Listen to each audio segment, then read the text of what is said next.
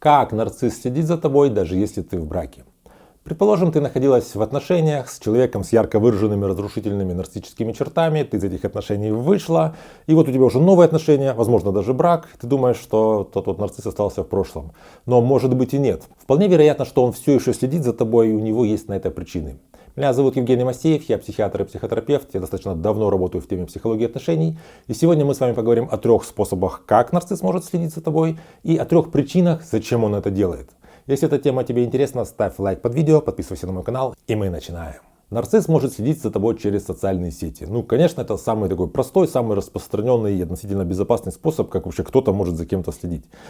Если, предположим, вы разошлись так не очень хорошо, и ты его заблокировала, то он может создавать дополнительные какие-то фейковые аккаунты и следить за тобой. То есть ты можешь замечать, что появляются какие-то лайки, просмотры или комментарии с аккаунтов, где какая-то на аватарке там кошка, машина, я не знаю, что-то, то есть не человек, что-то вот. То есть он так может за тобой следить. Второй способ, как нарцисс может за тобой следить, это через коллег, родственников, знакомых каких-то вот. Если вы все еще общаетесь, ну скажем, вы там на одной работе где-то вот пересекаетесь или какой-то у вас есть там большие круги знакомых, ты понимаешь, что он собирает о тебе информацию о других людей. Например, он тебя спрашивает: ты что, собираешься на море ехать? А ты вообще никому об этом не говорила, там 2-3 людям сказала. То есть он пытается как-то прощупать, что там у тебя с личной жизнью, что там с тобой происходит. Он как-то ведет такую разведку по поводу тебя. Третий способ, как нарцисс может за тобой следить, даже если ты уже в отношениях или в браке, но у вас есть какие-то общие дела остались, может быть недвижимость, ребенок общий. Он может все это использовать, чтобы как-то вот за тобой следить, как-то тебя контролировать. Предположим, он тебе звонит вроде бы как по поводу ребенка, по поводу его школы, а между тем как-то узнает, как у тебя там отношения с мужем. Ну и собственно давайте разберем, зачем же нарцисс следит за тобой, потому что мало того, что вы уже очевидно не в отношениях, более того, у тебя уже другие отношения или даже брак, то есть уже поезд ушел 2 раза.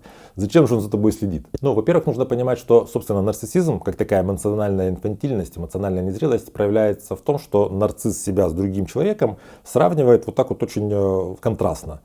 Либо он выиграл, либо я выиграл. То есть нет такого, что ты лучше, а я в чем-то хуже. Ты лучше, значит ты лучший, а если я хуже, значит я ничтожный. Вот такие крайности. Соответственно, когда нарцисс понимает, что у тебя есть отношения, а у него, скажем, отношений нет, либо даже пускай у него есть отношения, но они же всегда такие вот какие-то временные, какие-то неустойчивые, то он чувствует себя проигравшим.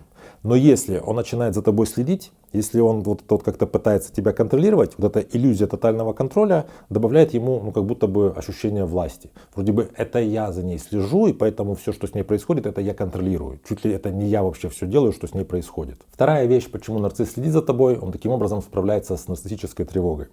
Когда нарцисс узнает, что там с тобой происходит, он вот тебя и твои отношения использует как такой образец, опираясь на который он фантазирует, что ну вот со мной было бы лучше, было бы как-то идеально. Ну он так нарциссически все фантазирует, как вот все было бы сказочно. Потом он сравнивает свои вот эти вот фантазии с тем, как вот оно есть в реальности. И естественно, что фантазии выигрывают. Таким образом он как бы получает такое утешение, его тревога снижается. Он понимает, что, конечно, они там живут просто своей обычной жизнью, со мной было бы все идеально, и, конечно, они не понимают, кого он вообще потеряла. Третья причина, почему нарцисс может следить за тобой, в некоторых случаях он просто готовит почву для возвращения, потому что у него есть такие фантазии. Я часто слышу такие истории, когда женщины говорят, что нарцисс начинает пинговать, когда в моих отношениях какой-то кризис, что-то не все гладко. То есть в любых отношениях, в нормальных бывают кризисы, и как только что-то вот какая-то проблема, тут же он появляется, так сказать, из тьмы какого-то забытия.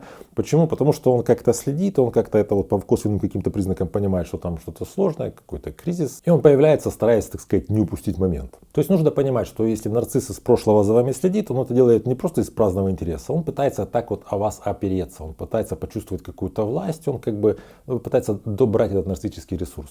Если вам это мешает, важно это как-то ограничить, потому что вот самое худшее, что может быть в такой ситуации, это что вы находитесь в актуальных отношениях, живете свою какую-то жизнь, и часть вашего внимания, часть какой-то психологической энергии уходит на вот обработку вот этой слежки нарцисса. Это вас просто отвлекает от вашей реальной жизни, поэтому с этим нужно как-то разобраться. Если вы находитесь в подобной ситуации и самостоятельно вам сложно с этим разобраться, можете записаться ко мне на индивидуальную консультацию.